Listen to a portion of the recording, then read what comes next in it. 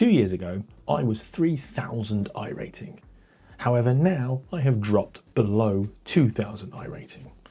This season of iRacing, in the Super Formula Light, I am going to focus purely on trying to get my iRating back up to 3,000. What I'm also going to try and do is get my C license up to an A license. So come along with me for the journey. We're going to jump in the sim and we're going to go racing straight away at the Brazil circuit. So first race of the week, starting P7 and go. That's a good start. I want to get to the inside. I don't really want to be in the middle.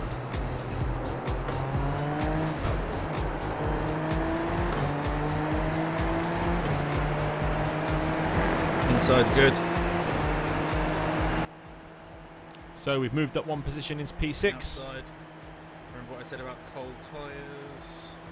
We're having a look at P5 and even P4 as P3 up ahead goes off. The car is alongside me, but there is no way I'm going to be able to make anything stick. I want to keep it nice and easy as the race starts.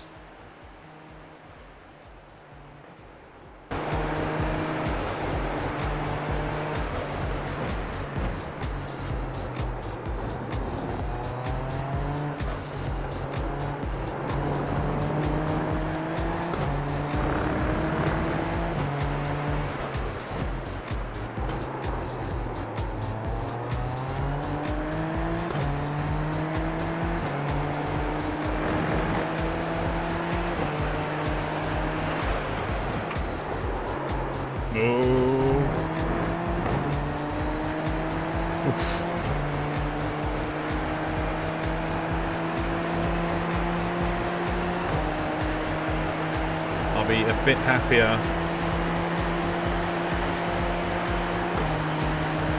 to talk once my tyres are warmed up a little bit.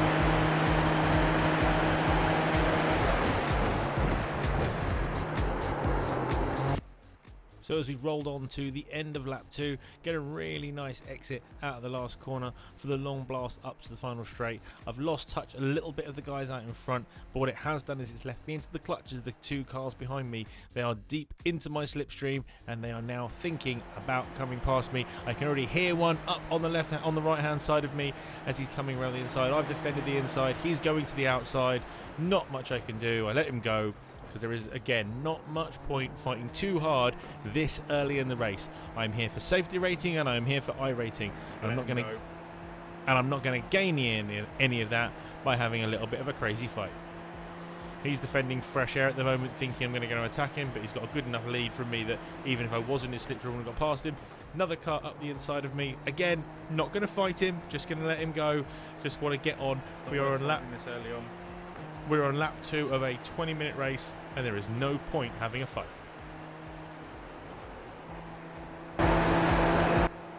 The sensible thing for me to do right now is to tag onto the back of these two, not attack them, and hope that they can drag me up to the back of the cars in front.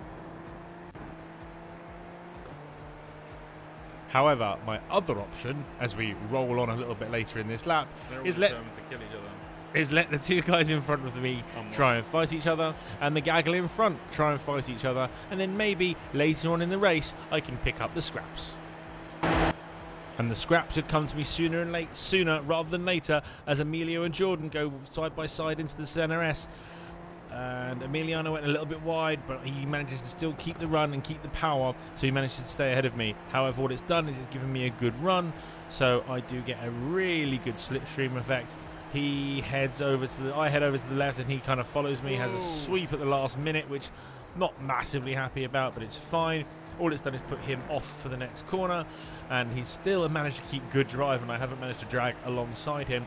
What it has done is there is a car coming up my inside, or at least thinking about having a look. As you can see, his front wing there, but I'm not having any of this. I've lost enough places as it is. I want to keep the position that I'm in, so I fight that one and keep it hard as somebody up the front blocks up, and Emilio runs wide again. This is why I have to stay in this fight. I can't afford to slip any further back. Emiliano, from back here, there was no contact. I think they were shouting. I think they were shouting at each other over the radio. So with Emiliano flustered, I have to make sure I can get myself right up to the back of him to make sure that I am there to pounce if anyone makes any mistakes up front. So as we shift ahead a few laps and we catch up with the leaders, we have a fight for the lead going on here as we go into the centre S's, and the number 7 car gets the lead, but as he does, he touches a curb and has a spin right round, and unfortunately what that's done is that put him way back in the order as I go past, as he has to collect himself back up as he nearly hits somebody coming back onto the track. People have to be really careful of their rejoins. So as we have rolled on a few more laps, we have some battling going on up front, and it is about to get tasty as the Red Bull in position 4, I think it is about to go side by side with the yellow car, just going through the right-hander right now. As the Red Bull liveried car goes wide into the right-hander, all of a sudden the McLaren livery smacks into the side of him, sends him up in the air and spins him round into the infield of the circuit, and I manage to get past and head off up, chasing after the top 3. As we move our attention to our leader, who is about to come on to the final lap, he comes through the last corner though and drops it on the exit of the last corner on the penultimate lap. He manages to collect it all, get it back on track, but it means the pack has caught to the back of him. As you can see, there is now everyone going to be focusing down on him and putting pressure.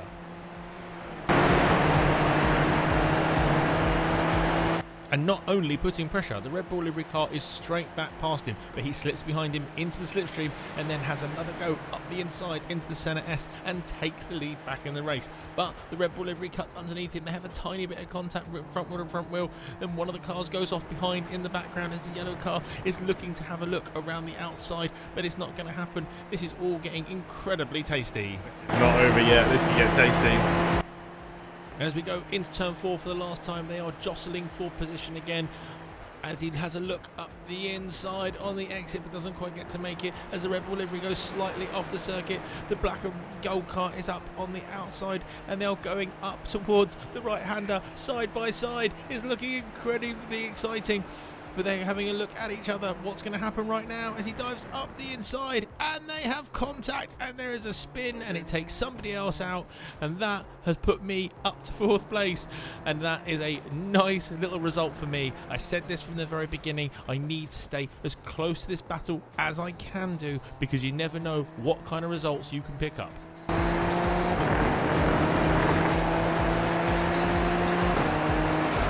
And as we come into the final corner, everybody has seemed to have sorted themselves out. The car in front of me might try and have a look at the yellow car down towards the start-finish line, but I don't think anything's going to happen from it. I'm definitely stuck in 4th place. Could have told you that crash was going to happen. Good race, guys. That was fun. But I am very happy with finishing in 4th place.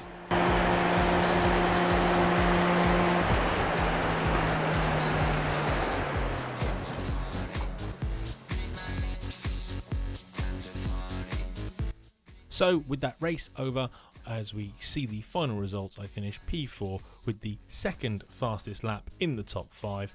It's a really good start to the week.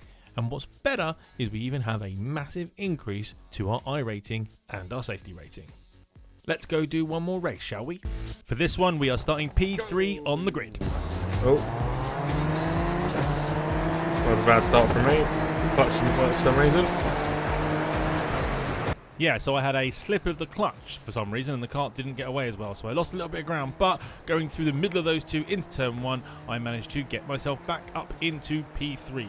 So now my main target is to focus on the cars ahead. I have got a good pace at the moment, so I think I should be able to be in for the win for this race if I manage to get past this car quick enough.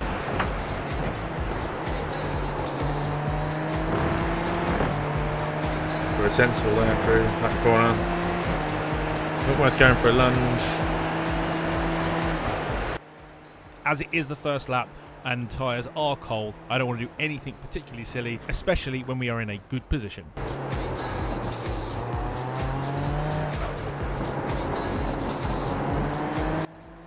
Now, what we are already starting to notice is the leader is starting to get away. I'm a little bit quicker than the guy in front of me, so I do really want to get past Jake as quickly as I possibly can to give myself a chance to fight the leader.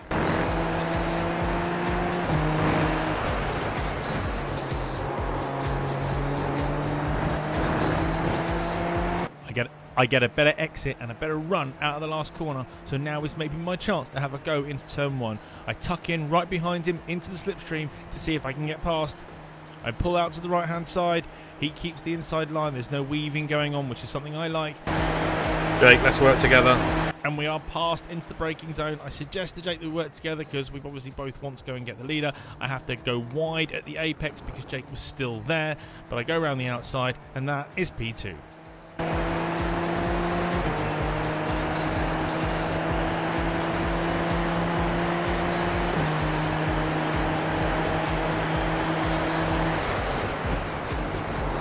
So my focus right now is to break away as quickly as I can from Jake, get away from his slipstream so that I can go and chase after Claudio in first place. However, Jake has got a good run on me into this right hander. I have to go wide to allow him up the inside as he has made this move on me. All the time we are fighting, we are starting to lose time to the leader. Now, I understand you want to hold on to second place, but this early in the race, it's probably not a good idea to fight. Don't defend me. Go get the leader. This is one of the frustrations you have when you feel like you're fast and you've got the pace of people who are leading the race and you feel like you're being held up a little bit. It is frustrating because what you want to do is to go and chase after the leader and not fight for a position where you think you might be able to get a higher position.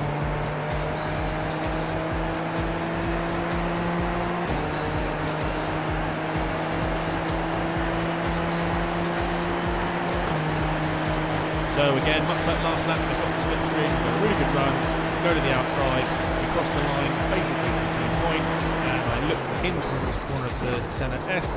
Again, I give a little bit of room just in case he's still there, and I go quite tight to him, I don't pinch him too much, and now we focus on trying to get away from him. He's not going to play, so...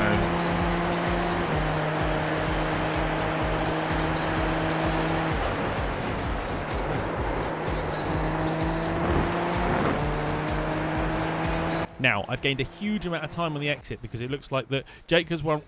those two are going to fight. Let's go.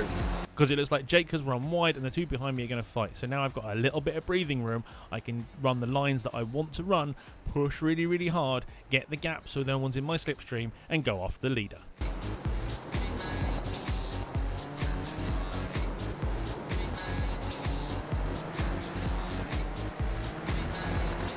So as we roll on a few laps, I'm 2.8 seconds behind the leader. Let's see if we can catch him.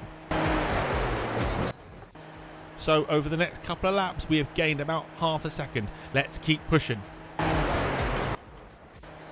However, in my quest to push very, very hard, I did make a couple of little mistakes and I've actually dropped back even further, and he's also setting in purple sectors, so it's starting to get a bit harder. I'm pushing harder and harder to try and actually catch the guy. I know I've got the pace. I've just got to stop making little mistakes and then maybe I can actually catch the guy with about 5 laps to go. So as we come down into turn 4, into the left-hander, I take the left-hander, but I get a little bit of slide on the entrance. I take too much curb, and we get half a slide going into the corner, and I have a big slide, lose all of my time to the guys behind, and now I'm under pressure. Damn it! From third place. And now that I've had a spin, I have to be very careful with my tyres, because when you do have a spin in these cars, you do heat up the rear tyres, and you lose grip. So now the Ferrari liveried Mark behind me in the number 15 car is now going to push me very, very hard, put me under lots of pressure. But what you're about to see is one of the best battles I've ever had in iRacing. This is the way I feel racing should be. Clean and fair and hard. So enjoy these next few laps.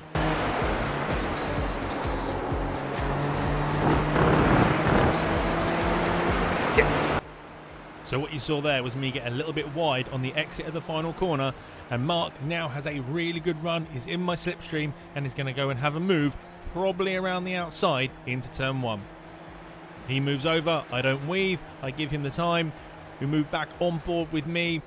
I hold the line to the inside. He sees that I'm there, gives me the room, doesn't just crowd me at the apex and potentially cause a crash, and it means we both survive. He gets a good exit off of the corner, and now I have lost second place and I am desperate to get it back. But we also have to worry about the guy in the number 21 car behind us, because if we fight too much or cause an issue, he's going to be there to pick up the pieces.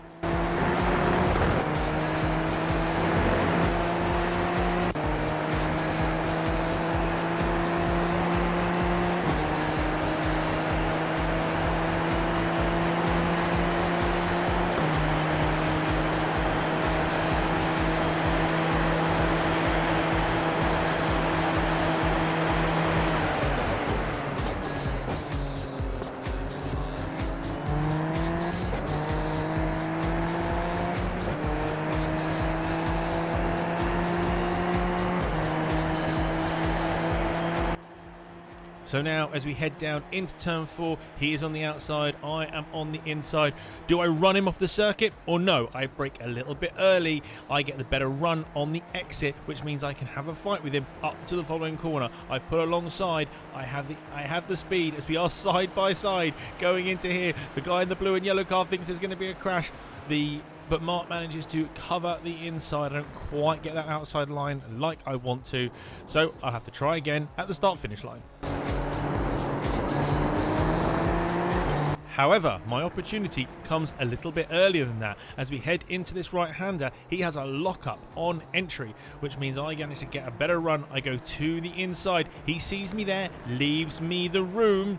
And as we go through this left-hander side-by-side in towards the last corner, I am on the inside for the final corner. But he manages to then undercut me and duck ahead of me. As he's ducked ahead of me, I then dip into his slipstream to then try and get the run into the first corner. Let's see how this shakes out.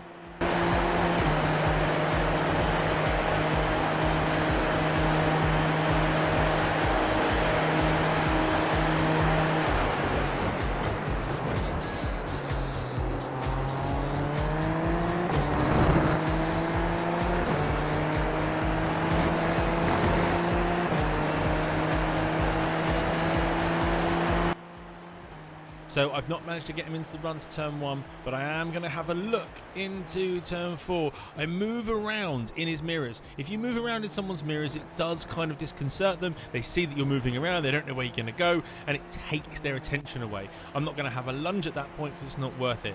Nothing else happened on that lap, but as we come into the final lap, I have a very good run on him up the inside into turn 1, and it is a very nice, clean overtake into turn 1. All I have to do now is hang on to this for the rest of this lap. It can't be that hard, surely.